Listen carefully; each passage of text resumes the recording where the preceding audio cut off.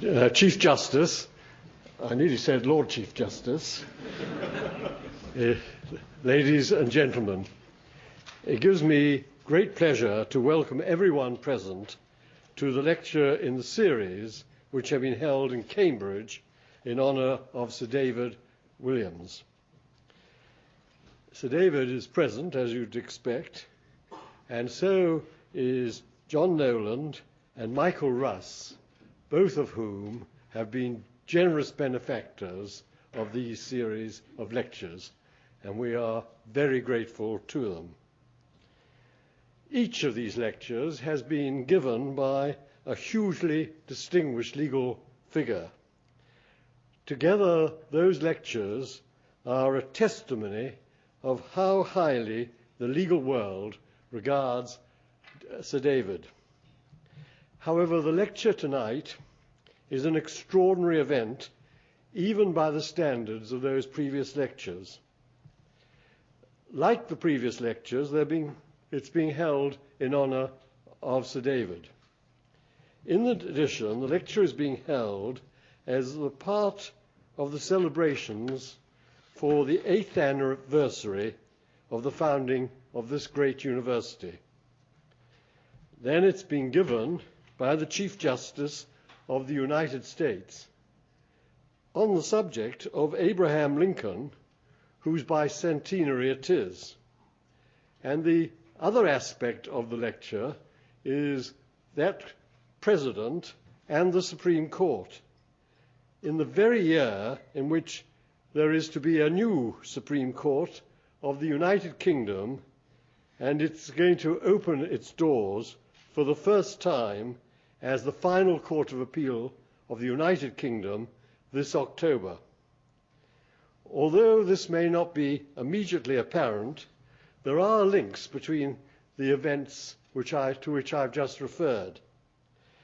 Like Cambridge University, our legal system can trace its history over 800 years. But until this year, it has apparently developed successfully without the need for a Supreme Court. The younger system of the United States has led the common law world in demonstrating what a Supreme Court can contribute. The explanation for the recent constitutional changes which have taken place in this country, which in turn resulted in the creation of our Supreme Court, could be said to be the developments which have taken place in our administrative law over the recent periods, and which resulted in judicial review undoubtedly becoming, perhaps one might say, an irritant to successive governments, and thus a catalyst for change. Identifying the commencement of those developments is difficult, but personally for me, and possibly also for David Williams, they are linked to the Justice All Souls Review of Administrative Law in 1978. I mention that review in particular because it was the first time I had the privilege, and I so regarded it, of meeting and getting to know David. He was already at that time one of our foremost administrative lawyers, whilst I was about to become a newly appointed High Court judge, but I did share with David his enthusiasm for administrative law, and indeed I was inspired by his example. As our administrative law has developed, so has the stature of Sir David. He's now a legal institution around the world.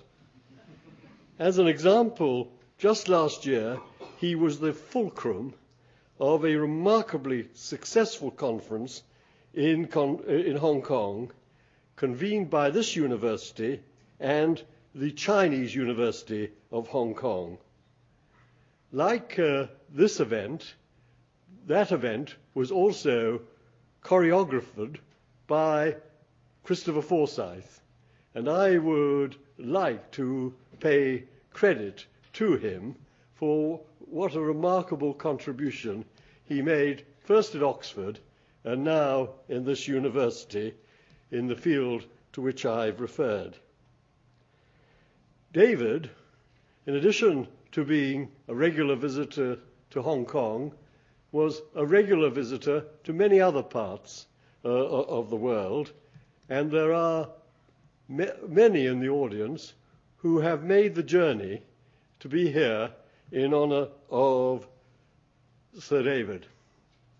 One of the ways in which he became an institution in the United States were the Anglo-American legal exchanges, and those were exchanges which fed our interest in public law and constitutional law, which at that time was quite a barren area still in the United Kingdom. And the series of these lectures have come from jurisdictions as far away as New Zealand, and there have also been at least 2 other lecturers from the United States Supreme Court. They were attracted to give the lectures because of the esteem in which they in turn held Sir David. Today we have the most senior judge in the United States talking on the relationship between the United States Supreme Court and the President. Such a relationship, and a President, such a relationship is bound to have lessons for us in respect of our Supreme Court. And by a coincidence, I haven't heard any comment about this before, our new court has outside it a statue of Abraham Lincoln. Its presence there was not without controversy. I'm happy to say, not because anyone thought there shouldn't be a statue of that president to mark the completion of 100 years of peace among the English-speaking peoples, but which statute should be chosen. Should it be the one for which the sculptor George Barnard was responsible, or should it be the one created by another sculptor, Saint-Gaudens? This controversy was not of the same dimension or of the same importance as the controversy over whether there should be a Supreme Court of the United Kingdom or whether the House of Lords should remain the home of our most senior court. At the time of the Constitution Reform Act 2005, there was, as it proceeded through Parliament, many matters on which there was not entirely unanimity among politicians and the judiciary. And one of those was certainly whether a Supreme Court should be created. Many of the law lords were reluctant to depart from the law lords' corridor. They welcomed the opportunity that their close proximity to the legislature gave them to be involved in the development of the law, an opportunity which many members of the House of Lords, political or legislative chamber were also welcomed. It was pointed out that the separation of the different arms of government had never been part of our tradition. It was also pointed out that before the present United States Supreme Court went to its magnificent building, there had been, in fact, a presence of that august court in Congress. Today, there is no longer controversy over the presence of Abraham Lincoln outside the new Supreme Court. I hope that the time will soon come when the same can be said about the presence of the Supreme Court in Parliament.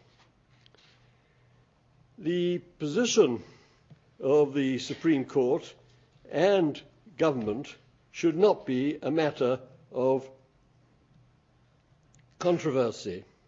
And we are fortunate that the Chief Justice of the United States, who was born as recently as 1955 and became Chief Justice in 2005, has already been immersed not only in that country's judicial system, but also in the workings of government. He'd been a law clerk after he'd left Harvard with a great distinction. First of all, obtaining an AB, cum laude, and then obtaining a DJ, magna cum laude. Is that the correct answer? Yes. He was a law clerk to two very distinguished judges.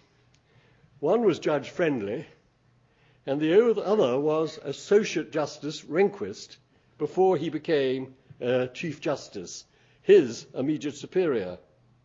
He had been Special Assistant to the Attorney General, Associate Counsel to President Reagan, White House Counsel, and Principal Deputy Solicitor General in the U.S. Department of Justice. In that capacity, I understood that he argued 39 different cases before the Supreme Court, and the statistics show that he won 25 of them.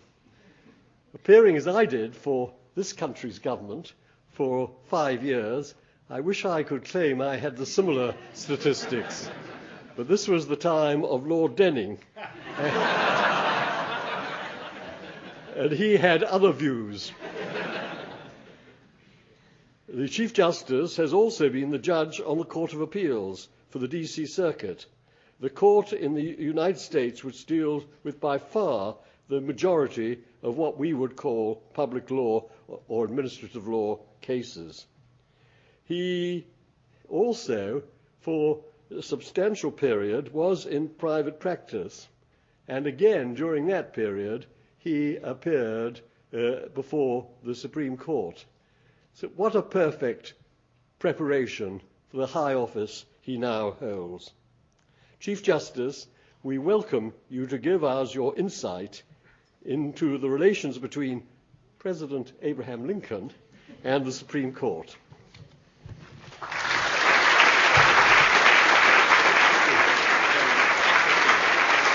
Thank you. Thank you very much. Thank you.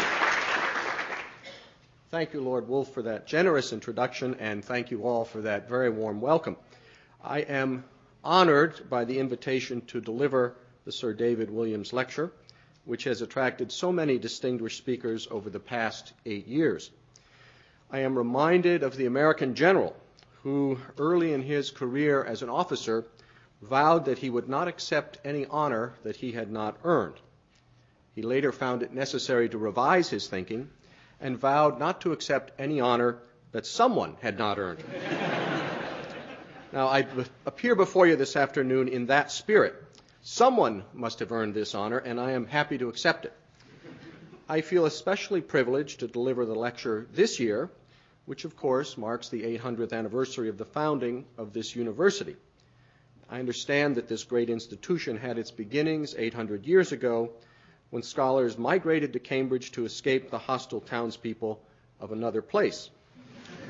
Today, when I look out at the university's remarkable buildings and resources and consider the school's rich heritage, I am reminded that, as so often in history, the foresight and wisdom of a few yield so much. The university that began so humbly 8 centuries ago now possesses world-renowned halls and well-stocked libraries. But its stature as one of the world's great institutions continues to reside in those individuals who provide leadership, scholarship, and service to the community. This lecture series honors one of those individuals, Sir David Williams, who has earned well-deserved praise both as an inspiring academic administrator and a distinguished professor. This university has doubtless benefited greatly from Sir William's service as Vice-Chancellor, who also happens to be learned in English law. Now, in my country, the path to leadership, including the office of president, is often through the discipline of the law. In this year, as Cambridge celebrates its 800th anniversary, the 800th anniversary of its founding, the United States celebrates the bicentennial of the birth of Abraham Lincoln, who one historian has described as, quote, more than any other chief executive in the nation's history, a lawyerly president. We celebrate the anniversary of Lincoln's birth not because he was a great lawyer. He was not. But because he was a great leader. I believe, however, that his success as a leader, far beyond what any of his contemporaries could have imagined, was in large part because his life as a leader was grounded in law. Now, in recognition of Sir David's contributions to both leadership and the law, I would like to offer some reflections on Abraham Lincoln the lawyer and his relationship to the Supreme Court. When I first visited London, I was surprised to find, as Lord Woolf has noted, a larger-than-life statue of Abraham Lincoln at Westminster. The statue was presented in 1920 as a gift of the American people to the British people in recognition of a century of peace between our two nations. It was our way of saying that we regarded that business of the burning of the White House in 1814 as water under the bridge. Now, in accepting the statue, Prime Minister Lloyd George said, and I quote, I am not sure that you in America realize the extent to which Lincoln is also our possession and our pride. In his life, he was a great American. He is an American no longer. He is one of those giant figures of whom there are very few in history who lose their nationality in death. Abraham Lincoln belongs to the common people of every land. Now, Lincoln's lineage has been traced to English settlers who arrived in Massachusetts during the 17th century. But Lincoln in his youth could not have been more removed from British influence. He was born in Kentucky to uneducated farmers. Unlike George Washington, John Adams, and other members of the American founders' generation, who were born British subjects and lived within a British-dominated world, Lincoln was the product of the American frontier. He grew up in the sparsely settled but quickly growing states of Kentucky, Illinois, and my home state of Indiana. America's founding generation idealistically saw the unexplored West as a land of unbounded potential. But the promise and possibility could not have been so obvious to young Lincoln. He described himself as, quote, a strange, friendless, uneducated, penniless boy. Lincoln emerged from the frontier into public life almost entirely through his own initiative. He stood out as a young man, and not just because he was 6 feet 4 inches tall. One of his biographers described him as, quote, rail thin, with elongated arms and huge feet, and recounted that he flapped around like some enormous immature bird when he walked. But if he was an odd duck, he was a brilliant one, who obtained an education largely by educating himself. In 1837, he gained admission to the bar. Good moral character was then, as now, a prerequisite to admission. But in that place and time, it was pretty much the only one, and hard enough to find. But in any event, Lincoln, through diligence and industry, became a respected Illinois lawyer. In 1846, he came to Washington as a congressional representative, but he returned to his law practice in Illinois after one term. In 1858, he lost a hotly contested bid for the Senate against the then-renowned Stephen Douglas. But his debates with Douglas brought him to national attention. 2 years later, he obtained the Republican nomination for president and fulfilled Walt Whitman's call for a new quality of leadership. He became the first president born outside the original 13 states at a time when the nation teetered on the verge of disintegration. Lincoln thrust into the role of a wartime president, won re-election in 1864, but was assassinated tragically within 6 weeks of his inauguration and within a week of General Robert E. Lee's surrender at Appomattox, which effectively ended the Civil War. Now, in the course of his career, Lincoln saw the Supreme Court from three different perspectives.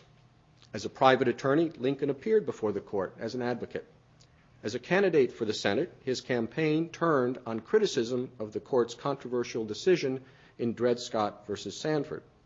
And as president, Lincoln found himself subjected to the constitutional constraint of Supreme Court judicial review. And at the same time, he exercised his constitutional power to nominate and appoint individuals to serve on the court. In each of those instances, Lincoln's contemporaries might have readily concluded that Lincoln was not particularly successful in his dealings with the court. But in each encounter with the court, he displayed what we have come to regard as Lincoln-esque virtues that illustrate why he is so widely admired among Americans. Where Lincoln grew up in Indiana, there was no clearly marked path to the Supreme Court. Lincoln's biographers recount that he first developed an interest in the law as a teenager by traveling to the much more modest courthouse in Boonville, Indiana, to watch civil and criminal trials. In small western communities of that sort, the local courtroom was one of the few sources of entertainment. Now, Lincoln eventually decided to pursue law as a vocation, and like many lawyers of the early 19th century, he took his lessons from Blackstone. But Lincoln did not come to Blackstone. Blackstone came to him. Before taking up the law, Lincoln ran a small store where he bought and sold goods. As an accommodation to a settler who was moving farther west, he agreed to buy an old barrel filled with discarded items. Lincoln later told how he emptied the barrel and found buried at the bottom a complete edition of Blackstone's commentaries. In short, Lincoln found Blackstone by literally scraping the bottom of a barrel, and that discovery launched his legal career. Like almost every lawyer in America of that era, Lincoln did not attend college or law school. He read legal treatises and apprenticed with other lawyers, relying on self-education and an extraordinary memory. Lincoln once said that he had a mind like steel. It was difficult to make a mark on it, but once a mark was etched into it, it was hard to remove. He was not only self-educated, but continuously self-educating, mastering books as he acquired them, ever increasing his eclectic canon.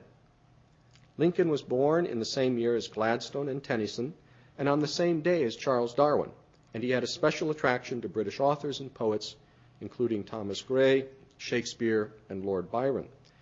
He savored learning, but his modest frontier upbringing also taught him how to communicate with jurors, regardless of class or education. He grew up in communities where people were already isolated in so many ways, and they simply could not afford to be insular with each other. He probably learned early in life the value of taking careful measure of friends and neighbors and getting to the heart of their concerns. This skill not only enabled him to make a case understandable to jurors, but also allowed him to find a basis for compromise and to achieve settlement wherever possible. On one renowned occasion, a client asked Lincoln to represent him to recover $5 that he had loaned to a neighbor. Lincoln told the man that the cost of the suit would exceed the $5 and that he should drop it. But the man said he wanted to teach the debtor a lesson. So Lincoln agreed to handle the matter and said his fee would be $10 payable in advance. Lincoln then gave the debtor $5 with which to repay what he owed and kept the rest. Lincoln never traveled to England, but given his sociable nature, his keen intellect, and his good sense of humor, he would have been good company at one of the great English inns of court, including the one that shares his name. Lincoln, though, is an unlikely descendant of that inn's reputed namesake, Henry de Lacy, 3rd Earl of Lincoln, and he surely lacked any aristocratic airs. On one occasion, Lincoln met an English aristocrat who expressed astonishment that Americans shined their own shoes. Lincoln replied, "Would gentlemen in England not do that?" The Englishman answered, "Certainly not." Lincoln's response, "Then whose shoes do they shine?"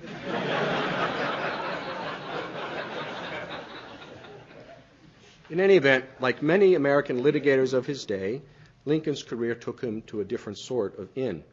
Lincoln matured in his profession by traveling on circuit with judges as they went from county courthouse to county courthouse. Judges set out on circuit as soon as the winter thaw made the roads passable, and lawyers followed in their wake, sharing lodging with a rough crowd in the town taverns. As a result of his circuit riding, Lincoln soon developed a widespread reputation among his contemporaries as one of the best jury lawyers in Illinois. He was extraordinarily industrious. In a span of 24 years, he handled more than 5,000 cases and appeared more than 200 times before the Illinois Supreme Court. Lincoln has the reputation as a trial lawyer whose homespun nature won over the uneducated juries. But the record of his one appearance before the Supreme Court of the United States shows that he was also a sophisticated appellate attorney who could present technical arguments to a learned bench. Lincoln's appearance as an advocate before the Supreme Court grew out of an exceedingly technical dispute bearing the name Lewis against Lewis. The plaintiff had purchased a tract of land but was ejected from a portion of it because of a defect in the title. The plaintiff sued the seller for damages, but the seller had died, and the administrator of the seller's estate, whom Lincoln represented, argued that a state statute of limitations barred the suit. The statute of limitations, however, had an exception that would extend the time period for filing the suit while the plaintiff was out of state. Now, this already sounds like an exam question, but there is more. The state legislature had repealed the exception, and the narrow question before the Supreme Court was the effect of the repeal.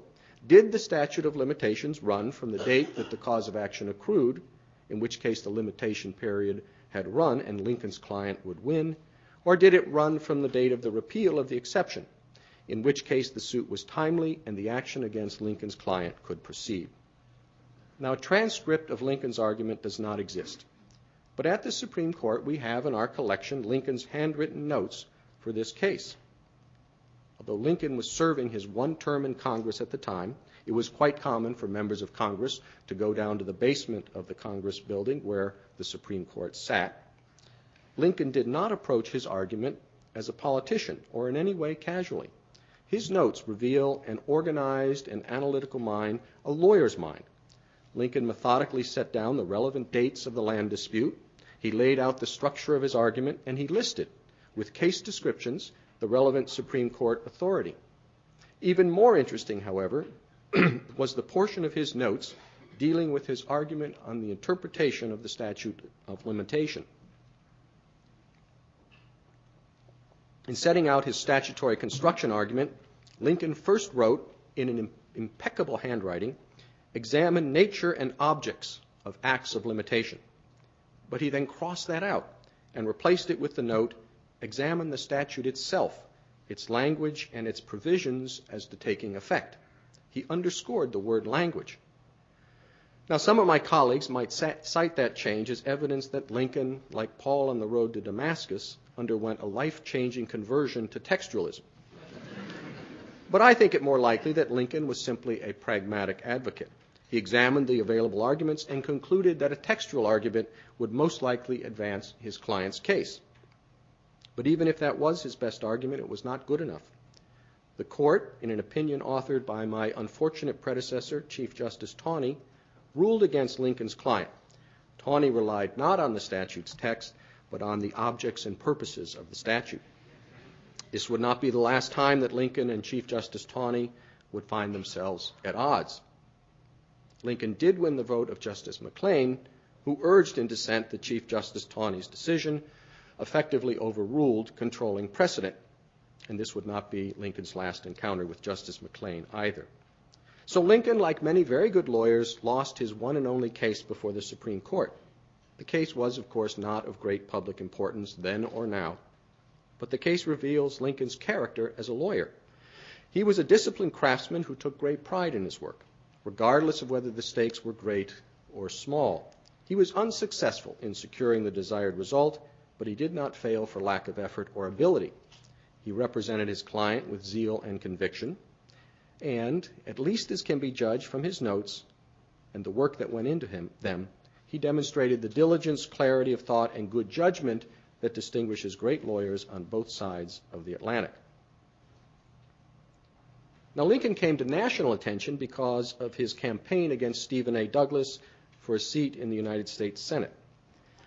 The central issue of that election was slavery. Lincoln had long believed that slavery was morally wrong, but he saw legal and practical impediments to its immediate abolition.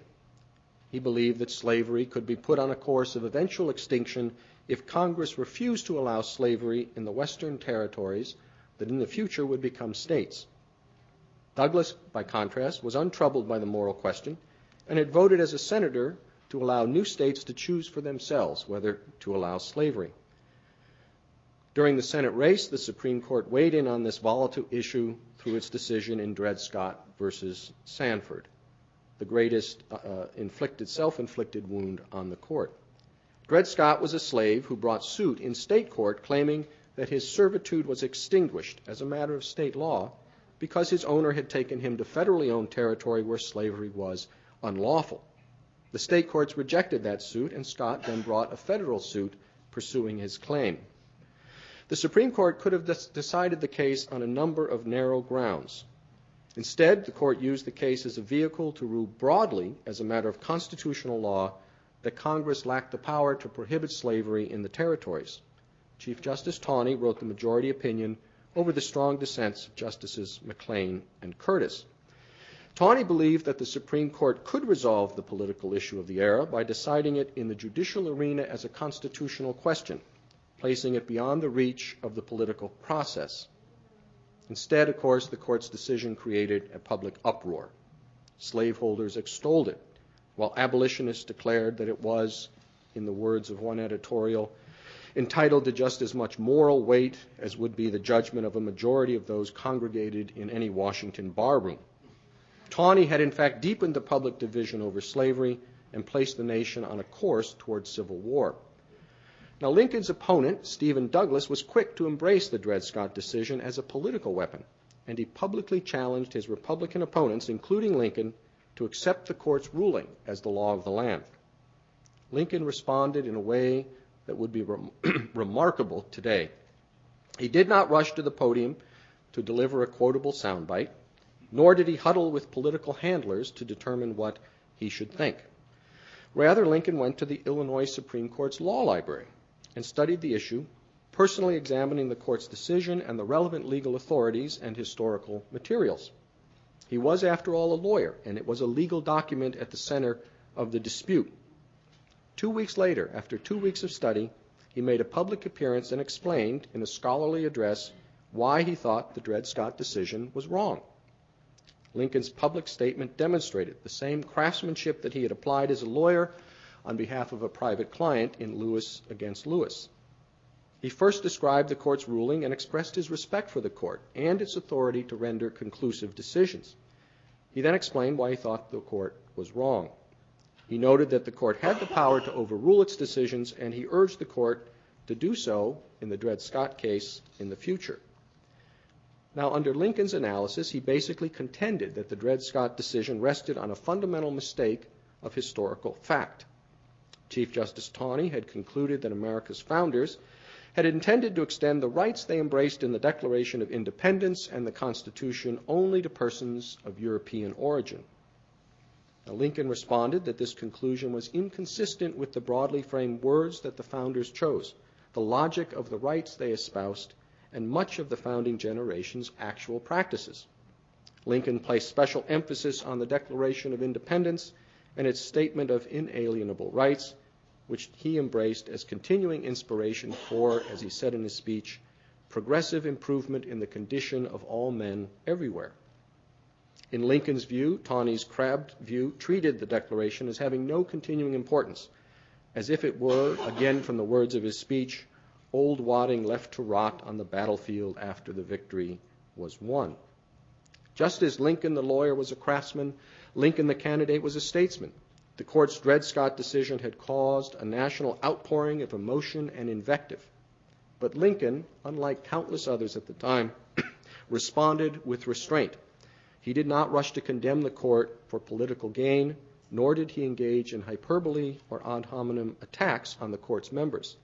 Instead, he exercised individual and informed judgment. He thought carefully about the issue before responding with his own rigorous analysis. His criticism of the court's Dred Scott decision was perceptive, principled, and scholarly. Now, the framers' views on slavery and its relation to the Constitution is a matter, of course, of considerable debate. Lincoln's analysis, after all, was a piece of advocacy. But his study highlighted the central flaw in Taney's opinion, the conclusion that Congress lacked power to regulate in the area because the Constitution removed the issue from the political realm. Lincoln's analysis, of course, was a product of its time, and it contained oft-cited passages that fell short of realizing the principles of racial equality that we embrace today. But it was an impressive response to Douglas's challenge, and Lincoln continued to expand on his reasoning, adding additional historical detail in later speeches. The court did not take up Lincoln's invitation to reconsider its decision, and Lincoln ultimately lost his bid in the race for the Senate. But Lincoln demonstrated that he was a national candidate of calm judgment, strong intellect, and deep convictions. 2 years later, in a deeply divided nation, he won nomination and election to the office of President of the United States. Abraham Lincoln had run for president as the candidate of the new Republican Party, formed only 6 years earlier. Before that time, Lincoln had been a member of our Whig Party, which had formed in the 1830s in opposition to the policies of President Andrew Jackson. The Whigs favored federal support of Western expansion, and the party took a very broad view of the United States Constitution grant of power to the federal government, including the power to create a national bank and undertake internal improvements such as the construction of roads and canals.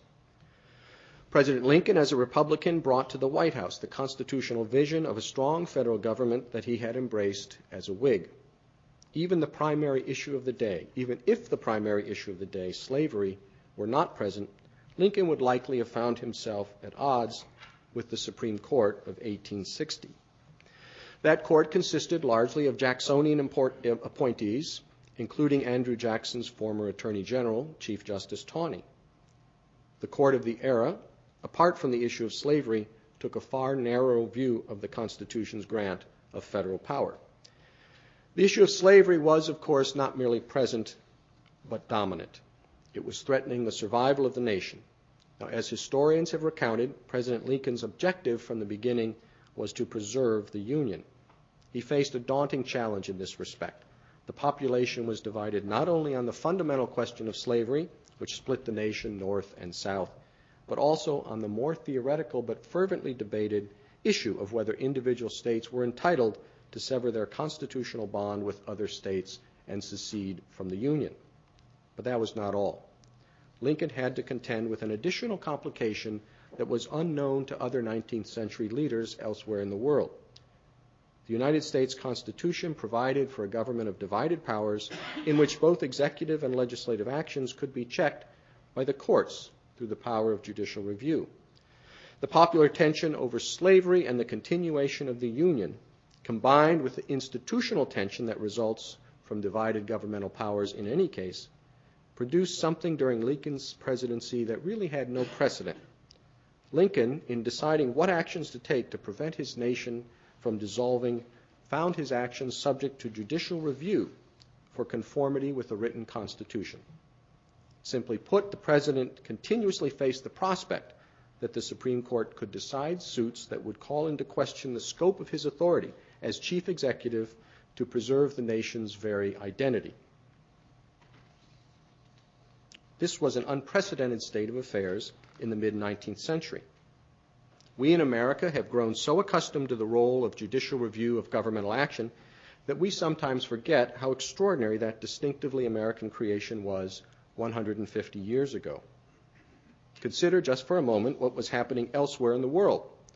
Our closest national kin, England, shared our democratic principles and some elements of separated government powers, but neither Queen Victoria nor Lord Palmerston faced the prospect of judicial invalidation of executive action. On the continent of Europe, the governments of the mid-19th century remained largely authoritarian. In France, Napoleon III had dissolved the French legislature and proclaimed the Second Empire. The courts were irrelevant to his rule. In Germany, Bismarck sought national unification through the blunt instrument of force. Judicial review of his actions was inconceivable. The leaders of nations throughout the world may have felt limited in varying degrees by political constraints, popular sentiments, and foreign policy concerns. But Lincoln alone faced the fact that his actions were subject to judicial review by the courts of his own government. Lincoln responded by drawing strength from the document that both conferred his powers and confined them. As the nation teetered on dissolution, Lincoln's first inaugural address, he used that address to invoke the sanctity of his oath to preserve, protect, and defend the Constitution. He told those who favored secession that he, as president, could follow but one course, stating, "You have no oath registered in heaven to destroy the government, while I have the most solemn one to preserve, protect, and defend it." Lincoln saw not only the union of the states, but also the government and its Constitution as indivisible. Now, a number of historians have argued that Lincoln was not a great constitutional law scholar, but rather a pragmatist. I think they are probably right. He surely lacked the constitutional scholarship of James Madison or Joseph Story, and he never acted without considering the practical consequences. But Lincoln consciously embraced the Constitution as a workable scheme of government, and he did not waver in his respect for the Supreme Court as an enduring and essential component of the American system. When confronted with constitutional challenges, he addressed the legal issues with the same analytical skills he demonstrated as a lawyer representing private clients and the same sense of individual responsibility that he had demonstrated in responding to the Dred Scott decision. He accepted the Constitution's scheme of separation of powers, including the constraint of judicial review, as an essential element of the government that he swore to preserve, protect, and defend. Historians continue to debate whether Lincoln showed fully appropriate concern for constitutional limitations in particular instances. But most would agree that, in one of his boldest assertions of executive power, the Emancipation Proclamation, he demonstrated a keen sense of his obligation to observe those constraints, even when they ran contrary to his moral convictions. In the course of the Civil War, Lincoln concluded that he had presidential power to free slaves, but only because of his explicit authority as the military commander-in-chief during a time of hostilities. His proclamation freed only those slaves who were held in states or designated parts of states in rebellion at the time of the proclamation. Although Lincoln spoke out against slavery throughout his life, he held firm to the view that full emancipation could be accomplished only through enactment of a constitutional amendment. He pursued his moral convictions by giving full support to what became the 13th Amendment, categorically abolishing slavery throughout the nation. That decision reflects some evolution in Lincoln's Whig-based constitutional philosophy, as well as an appreciation of the gravity of the issue. In 1848, as a young Whig, Lincoln had read the Constitution's provisions respecting internal improvements quite liberally and had found amendments unnecessary and unwise. But the mature President Lincoln, faced with the central issue of slavery, considered a constitutional amendment imperative. One of his contemporaries remarked that no piece of legislation during Lincoln's presidency received more of his attention than the 13th Amendment. Now, of course, Lincoln's actions to preserve the Union placed him in regular conflict with Chief Justice Taney, who, consistent with his Jacksonian perspective, privately believed that the president had no constitutional authority to prevent states from seceding from the Union. That difference of view extended to the disagreement that began with Taney's decision in Lewis versus Lewis, that it sharpened with Taney's decision in Dred Scott, and that reflected a more general philosophical divergence between Lincoln's Whig upbringing and Taney's Jacksonian outlook. Nevertheless, the historical record reflects that Lincoln did not allow those disagreements to become personal or to color his respect for the court. As one scholar has noted, if Lincoln was angered or chastised by Chief Justice Taney's rulings, he did not say so in any recorded conversation or letter. I have come upon only one account of a face-to-face meeting between Lincoln and Taney, apart from Lincoln's appearance in the Lewis case and Taney's administration of the oath at Lincoln's first inauguration in 1861. Shortly before the inauguration, President-elect Lincoln paid a courtesy call on the Chief Justice at the court. Notwithstanding the tension that must have existed between the two men, Lincoln's aides described the meeting as affable. And when the Chief Justice died in 1864, while the Civil War still raged, many of those who disagreed with Tawney publicly rejoiced. But Lincoln, together with 3 of his cabinet members, demonstrated his respect by attending Tawney's funeral service. Others in Lincoln's cabinet refused to go. Upon Tawney's death, Lincoln had the power and duty to appoint his successor. And once again, Lincoln demonstrated a distinctive aspect of his character. Many of Lincoln's friends and advisors sought the position, including at least 4 of his cabinet ministers. But 8 weeks after Tawney's death, Lincoln announced his choice of Salmon P. Chase. The choice surprised many. In personality, Chase could not have been more different from Lincoln. Historians routinely describe Chase as rigid, vain, and humorless. Chase had a brilliant mind, but he was saddled with the relentless ambition to become president. Chase had unsuccessfully opposed Lincoln for the Republican nomination in 1860. He reluctantly joined Lincoln's cabinet as Treasury Secretary, but he bridled throughout his tenure at holding a role subordinate to Lincoln. Chase was regularly a source of discord in the cabinet, aggrandizing himself at the expense of others. It was a poorly kept secret that Chase was quietly seeking to supplant Lincoln as the Republican candidate for president in 1864. Lincoln was aware of these efforts, but he reacted with amusement rather than dismay. Lincoln concluded that despite all Chase's political maneuvering, Chase was performing effectively as Secretary of the Treasury. Lincoln privately confided to an aide that Chase's presidential ambition was, as he put it, like a horsefly on the neck of a plow horse. It kept Chase lively about his work. But there were limitations even to Lincoln's patience. Chase regularly offered to resign his cabinet post whenever he felt that Lincoln had slighted him in some minor way. In the summer of 1864, Lincoln finally decided to take Chase up on his offer. He wrote to Chase, "Of all I have said in commendation of your ability and fidelity, I have nothing to unsay. And yet you and I have reached a point of mutual embarrassment in our official relation, which it seems cannot be overcome or longer sustained consistently with the public service." Chase was stunned. He was no doubt deeply disappointed when the Republican Party renominated Lincoln as its presidential candidate. So why did Lincoln nominate Salmon Chase for Chief Justice 6 months later? Simply put, Lincoln believed that, in the end, Chase was the most qualified person for the job. Lincoln told his friends, "Now, I know meaner things about Chase than any of you can tell me, but I am going to nominate him."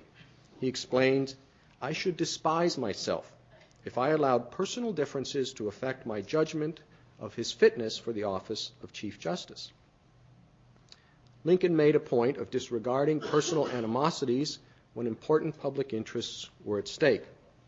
Having surmounted his humble origins and gone so far through his personal effort, he had the self-confidence to set such matters aside. Indeed, Chase was not the only cabinet member to criticize Lincoln. When Lincoln was told that his abrasive Secretary of War, Edwin Stanton, had called him a damned fool, Lincoln replied, "Then I must be one, for Stanton is nearly always right and generally says what he means." Now, after Lincoln chose Chase for Chief Justice, the president nevertheless continued to express one reservation. Lincoln privately related, "Mr. Chase will make an excellent judge if he devotes himself exclusively to the duties of his office and doesn't meddle with politics. But if he keeps on with the notion that he is destined to be President of the United States, which in my judgment he will never be, he will never acquire that fame and usefulness as Chief Justice, which he would otherwise certainly attain." Unfortunately, Lincoln's concerns were borne out after his death. Historians recount that Chase was a capable Chief Justice in many respects, but he found the job tedious and continued to be distracted by his presidential ambitions. While serving as Chief Justice, Chase sought to run against Ulysses Grant as the Democratic candidate in 1868 and 1872, but in each case he failed to win the nomination. As I stated at the outset, Americans revere Lincoln because of his success as president in preserving our Union during its greatest crisis. But in focusing on that towering achievement, one can easily overlook the foundational elements of Lincoln's character, shaped in significant measure by his legal calling. Lincoln's relationship with the Supreme Court reveals some of those elements. Lincoln, as a private lawyer representing clients before the court, was a skilled and diligent craftsman who believed that justice could be achieved through the rule of law. Lincoln, as a political candidate critical of the court's Dred Scott decision, was a restrained and principled statesman who formulated his position through his own scholarly legal analysis, rather than on the say-so of others. And Lincoln, as president, charged with both respecting the role and securing the future of a coordinate branch of government, was a tireless and resolute steward of the nation who dedicated his life, quite literally, to the preservation of constitutional government. Now, in some respects, what Lincoln revealed as a craftsman, a statesman, and a steward might seem rather pedestrian. But the fact is that many great institutions on both sides of the Atlantic are founded on and sustained by simple virtues. And in so many instances, it is the absence of those simple virtues that lies at the heart of injustice. Perhaps that explains why, as Prime Minister Lloyd George said, Abraham Lincoln belongs to the common people of every land. Lincoln's virtues are perhaps common, but they are virtues that inspire the people of all nations founded on and sustained by the rule of law. Thank you very much for your kind attention.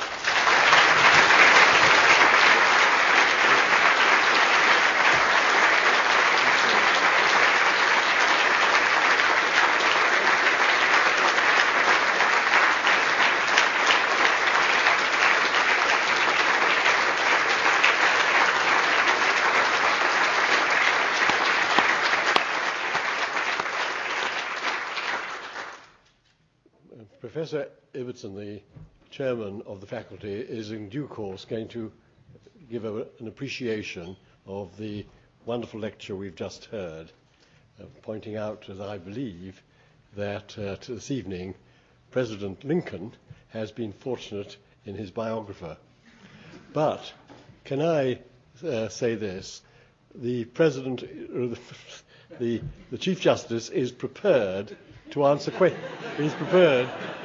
to answer questions, and I would ask you to make it questions, and make the questions ones which is appropriate for a person in the Chief Justice's office to answer, because obviously, for example, he can't answer questions which would affect his position in relation to a case that is due to be heard in the Supreme Court.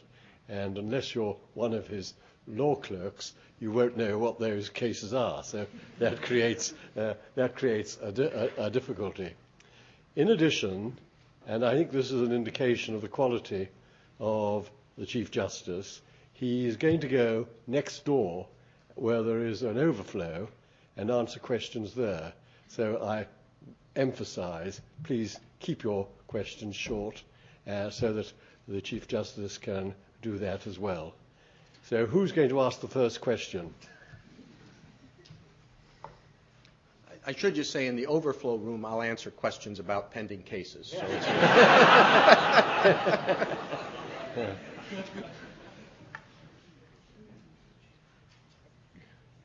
Well, no. I'm sure. I had been told you wouldn't be shy. Way in the back? Hi.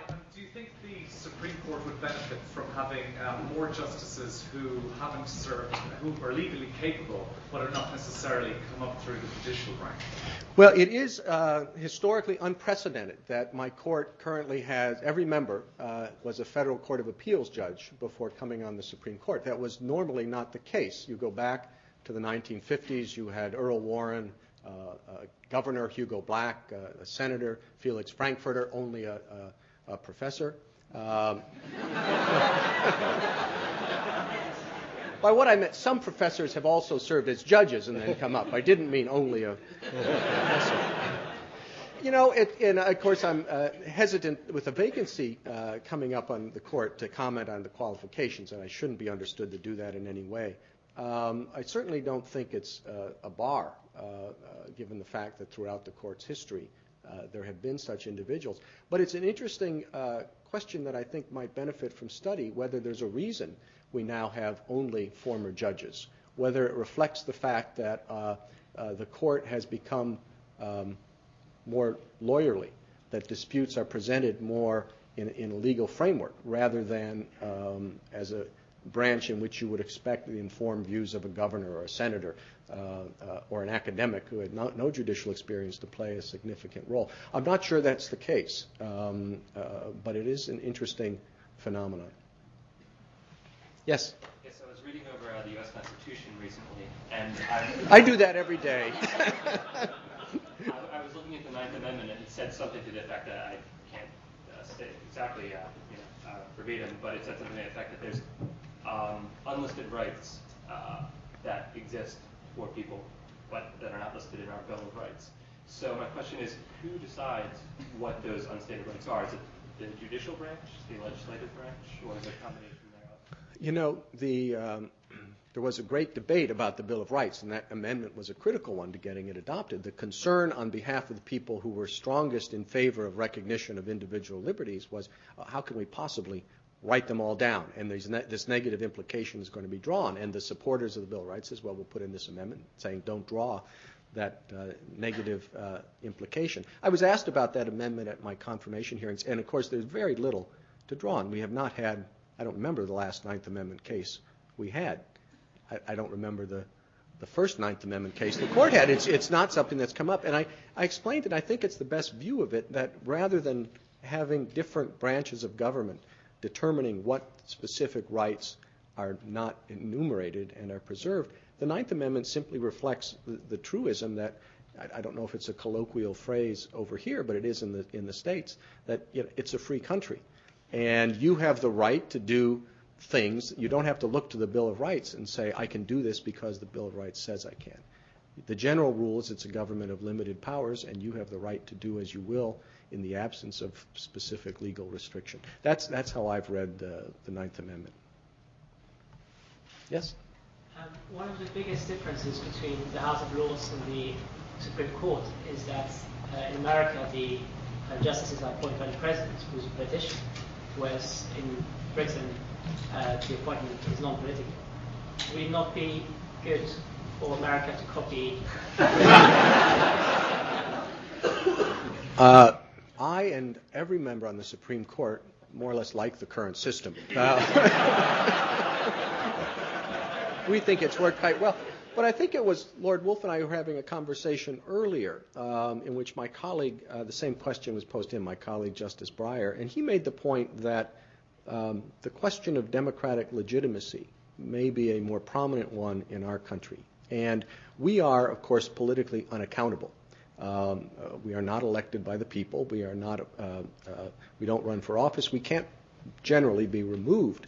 No justice has been by the democratically elected branches. In our system, that's an extraordinary fact. It is the central issue that legal scholars in our system address. How do you reconcile an unelected, unaccountable judiciary with the power of judicial review with the democratic notions at the center of our revolution and constitutional system? Being appointed by a politically elected and accountable president, being confirmed by a politically elected and accountable Senate, gives us at least that measure of legitimacy that would be absent. Now, it has regrettably, I think, in recent years made the process, as you put it, more political. The confirmation hearings that we've seen recently, including my own, Justice Alito's, were quite unlike what they used to be.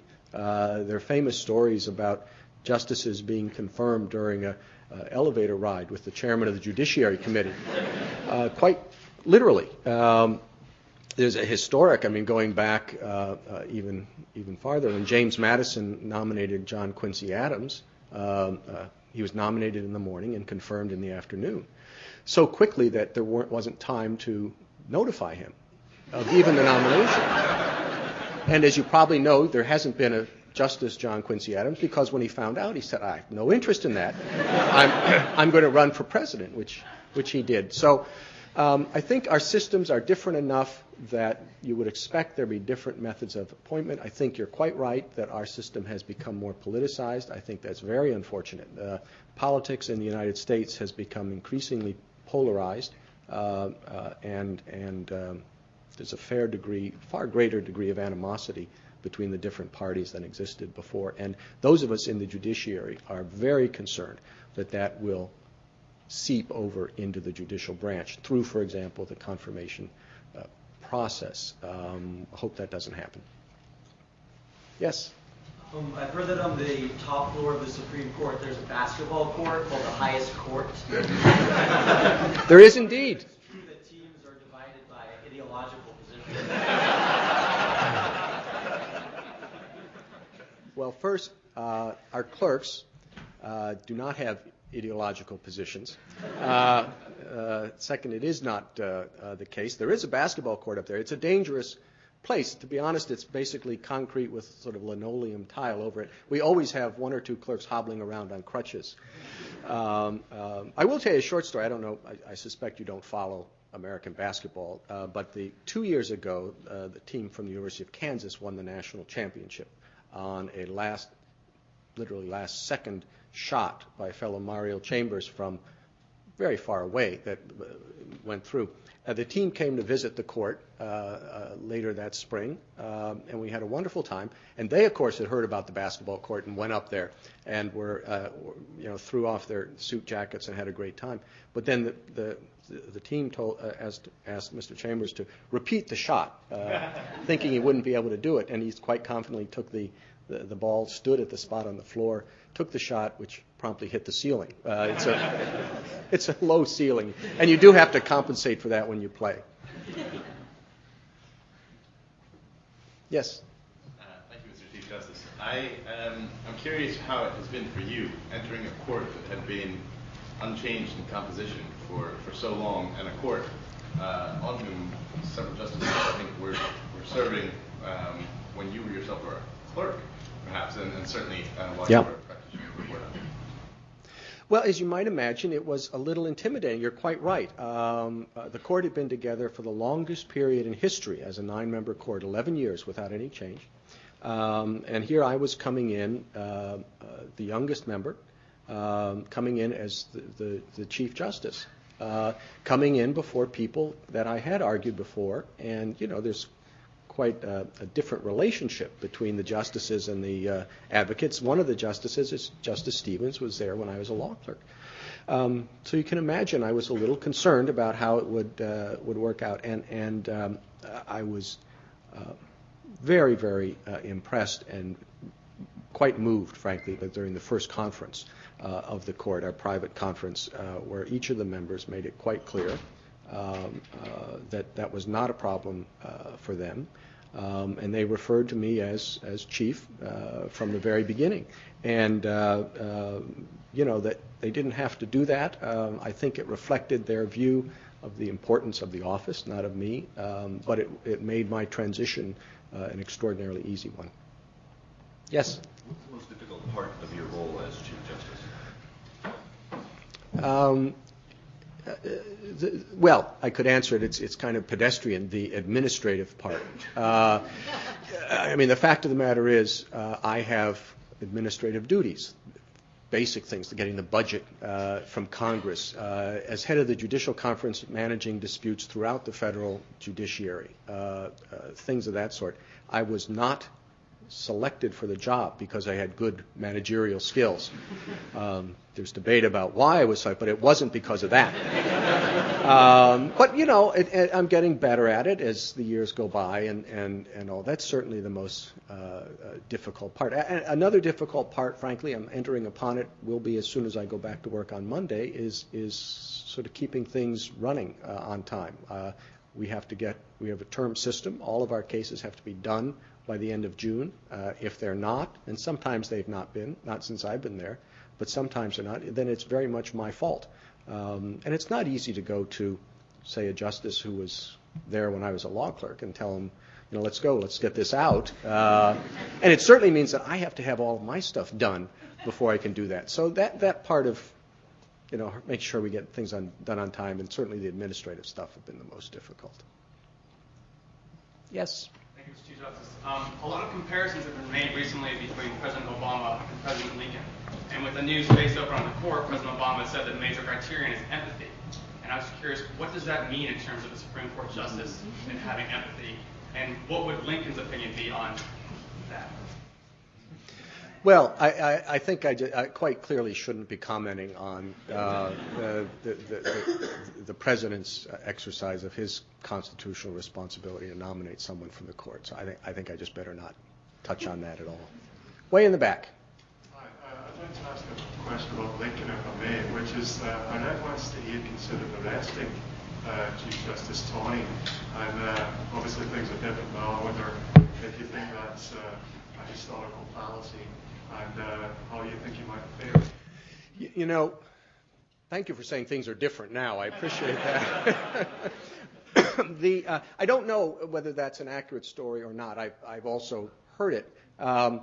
But I will say this. There's a fascinating story about the Court of Appeals for the District of Columbia at the time, the court that I served on for a couple of years.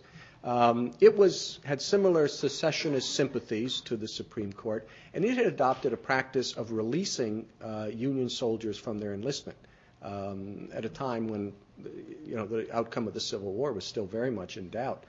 And they persisted in that despite Lincoln's efforts through his attorneys to stop it. And as a result of it, Lincoln sent military soldiers to the house of one of the judges and to surround one of the courts where two others were meeting. It was a three-member court.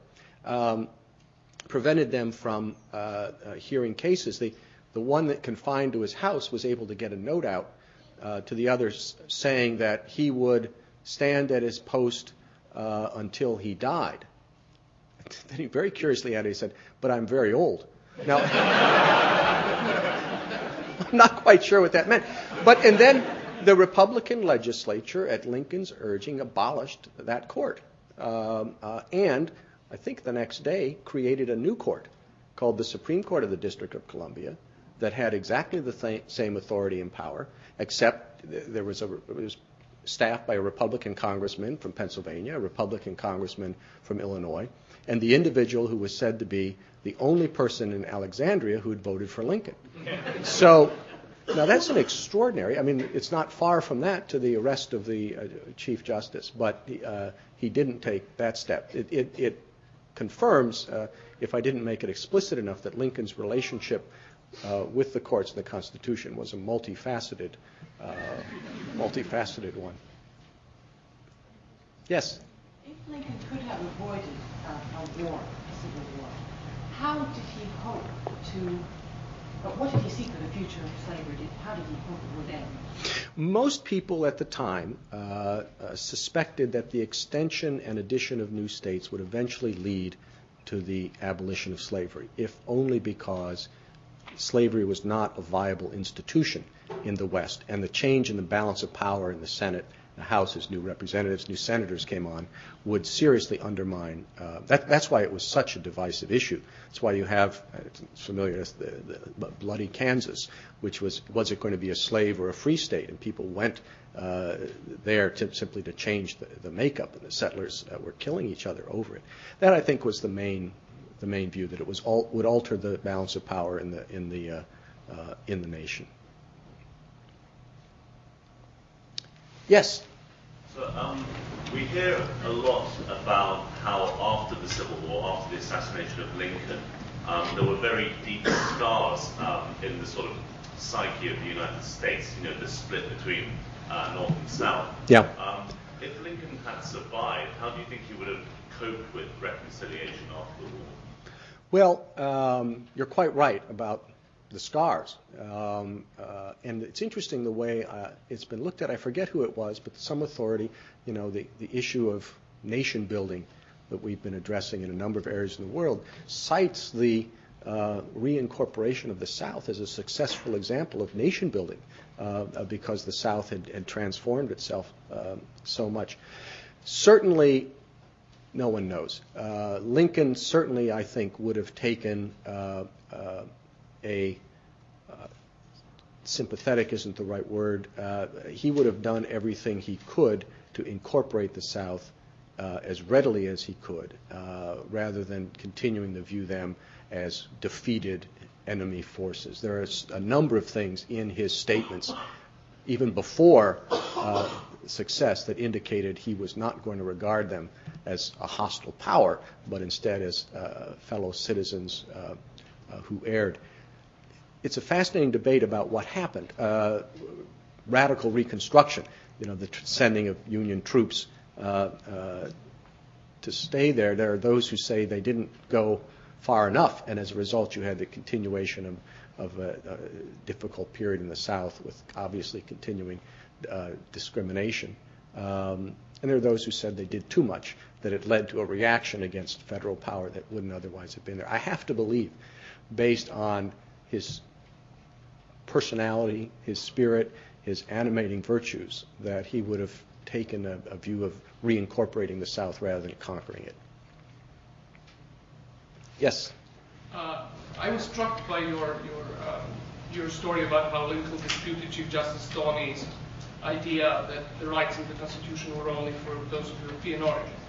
But today, do you think that the rights in the Bill of Rights are an expression of universal human rights, perhaps with American unique traditions in the, say, First Amendment? Or do you think that they are civil rights, American rights, that belong to people who are members of the social compact? We hold these truths to be self-evident. I don't see how they can be self-evident only in North America. That's not to say, again, that it's not a legal document. It is an illegal document subject to interpretation. This is not the French Declaration of the Human Rights. It is not a United Nations document. It's a legal document that carries certain limited meaning. I mean, you yourself recognize the First Amendment is not a doctrine that applies around the world. I suspect, I view England's also a free country. It doesn't have the First Amendment. So is that a fundamental flaw in its view of human rights? I would suggest not. But those who wrote the Declaration certainly viewed it as being based largely on natural law and their understanding of the rights of individuals. And it's very important. People looking back lose sight of the fact of what a dramatic action that was. If the revolution had been unsuccessful, every one of the people who signed that declaration, whom we revere as our founding fathers, would certainly have been hung. And they were willing to risk that for beliefs. It is very much a product of the Enlightenment, and all I can say is it continues to reflect our aspirations, however short of reality it falls. Maybe time for one more question? Yes? Chief Justice, what are your views on President Lincoln suspending habeas corpus in the case of ex parte amendment? Yes. The fact that he ignored the ruling of Chief Justice Taney. Yes, I mean, it's one of the more dramatic exercises of what he regarded as his war powers. It's not entirely free from doubt, but the constitutional grant of the authority to do that, I think most people were surprised with his view that it resided in the president. My predecessor wrote a book about that.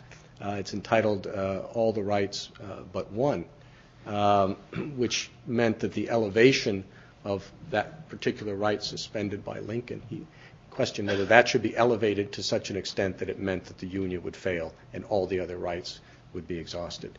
It's not a subject. Perfectly honest, I've more or less exhausted my knowledge about Lincoln. I have held nothing back. I've shared with you all.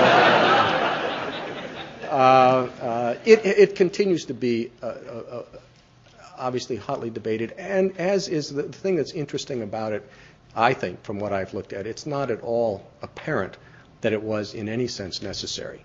I think it may well have been an example where Lincoln himself got carried away as a lawyer with the dispute. I doubt that it was necessary to achieve any significant war aim that he had. Well, thank you all very much. I've very much enjoyed the question. You've been a very kind and gracious audience, for which I'm grateful. Thanks.